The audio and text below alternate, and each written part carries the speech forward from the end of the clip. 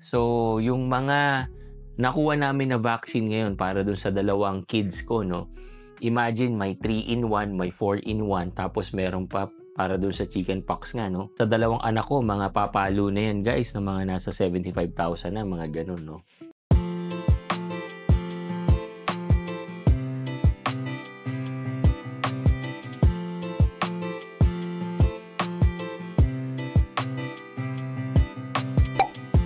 Hello guys, Nardino TV here and we are back with another video.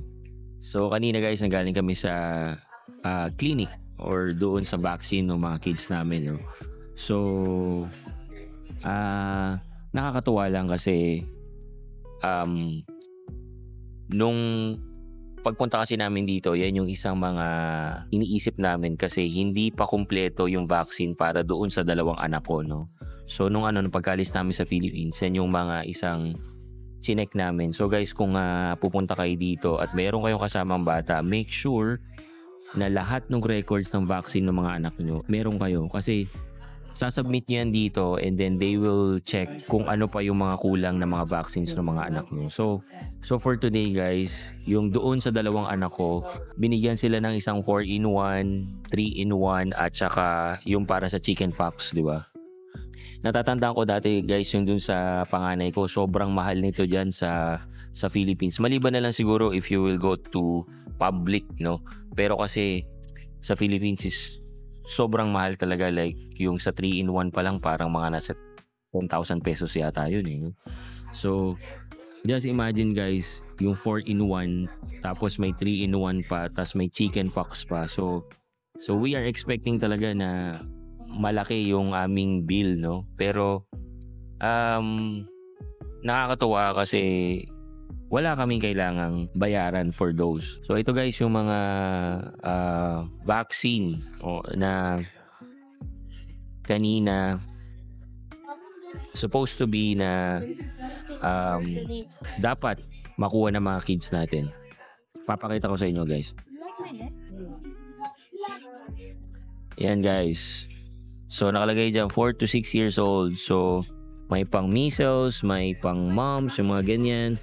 May pang chickenpox. Dito meron pa sa tetanus.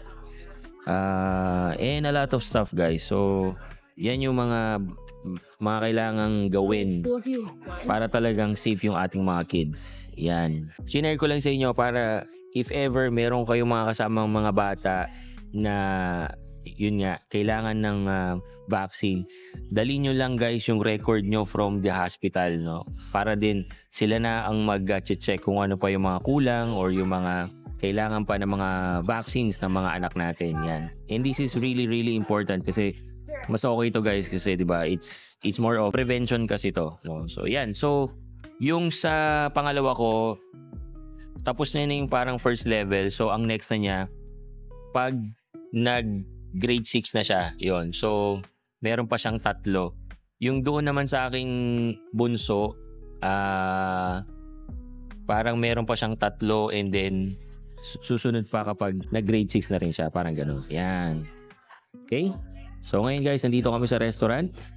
Kakain muna kami guys kasi hindi pa kami nagbe-breakfast. So, it's almost lunch na. So, brunch na namin to guys. Yan. Natin guys, cappuccino.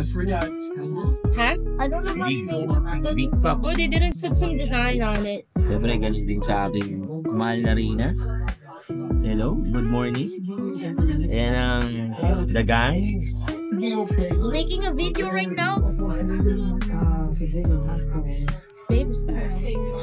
My baby. Are you happy guys? Yeah, I'm very happy. How was it? Bless us the Lord, I guess, which we're about to receive from your bounty to customer. Amen. Amen. Good Let's job. go. Out of 1 to 10, I would give this place like a 6. I give this or an 8. Hey, this is my food.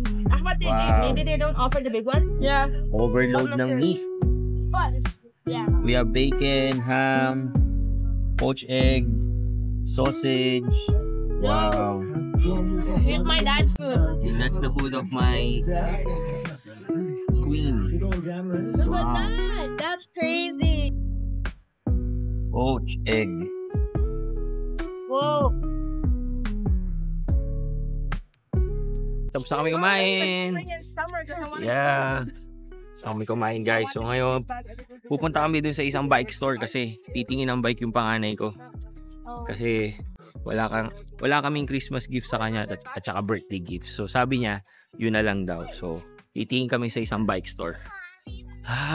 Busog kami. Dami namin nakain. Alright, dito na kami. Giant Langley. Dinalok some bikes. Someone is excited. Oh, dami mga bikes dito. Wow.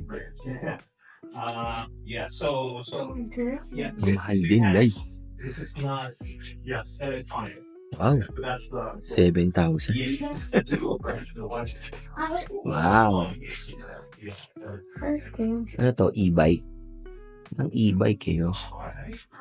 Okay. 4,000. Grabe, may mahal ng bike. It's a one. Wow, giant. Magkano to?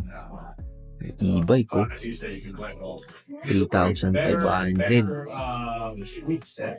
Yan. Wow. Oh, magkano to?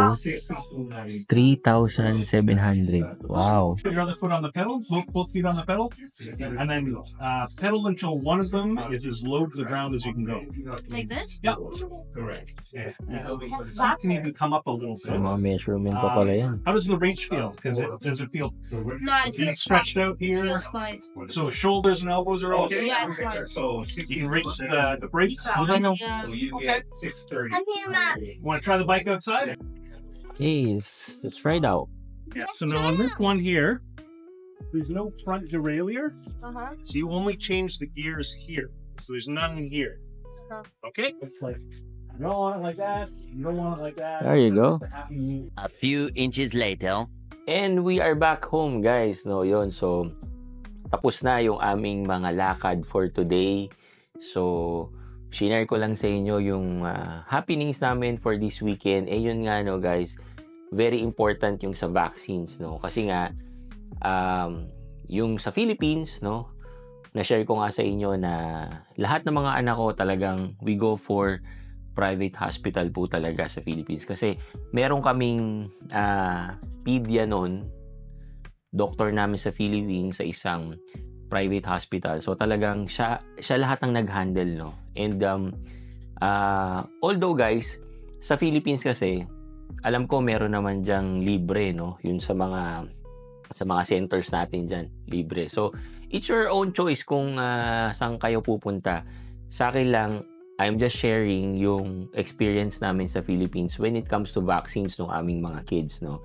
And talagang natatandaan ko noon, mahal talaga, no, kapag na-schedule na yung anak ko, kapag alam ko na 3-in-1, yung mga ganyan-ganyan, alam ko na hindi bababa sa 10,000 yan bawat isa, no. So yung mga nakuha namin na vaccine ngayon para dun sa 2 kids ko, no. Imagine may 3-in-1, may 4-in-1, tapos meron pa para doon sa chickenpox nga, no. So kung sabihin nating nasa Philippines kami para doon sa 2 anak ko, mga papalo na yan, guys, na mga nasa 75,000 na, mga ganun, no. Kaya talagang mahal, but here in Canada, share ko lang sa inyo na libre nga, no. Again, dito po yan sa British Columbia, no. Hindi ko alam sa ibang mga province, pero I guess pare-pareho naman yan all throughout Canada when it comes to healthcare, no. So yan. So sinare ko lang sa inyo, no, guys, para din doon sa mga pupunta dito sa Canada, lalo na yung may mga anak, no. Kahit picturean nyo lang, guys, yung mga nakuha na vaccines ng inyong anak. Pero kung meron kayo ng booklet, mas maganda, no. Kasi talagang i-check nila yan, guys, yung mga records para talagang makita nila kung ano pa yung mga kulang na mga vaccines ng mga anak nyo para tuloy-tuloy. And sa amin talaga mag-asawa, guys, when it comes to our health, we don't compromise, guys. We always get the best, no? Kasi nga, prevention yan eh, no? So, protection yan ng ating mga anak, no? Para sa mga sakit. Kaya kami, talagang, we go for the best, no? Best of everything, like the quality, di ba? Yes, mahal, pero nung nasa Philippines nga kami, for us, it doesn't matter kasi para naman sa mga kids namin. And for us, health is wealth talaga. Yan. So, na-share lang namin sa inyo guys, no? So, yan ang nangyari sa amin ngayong weekends. And sana nag-enjoy kayo sa pagsama sa amin all through the day. Okay? So, thank you again for watching and see you on my next video. Peace!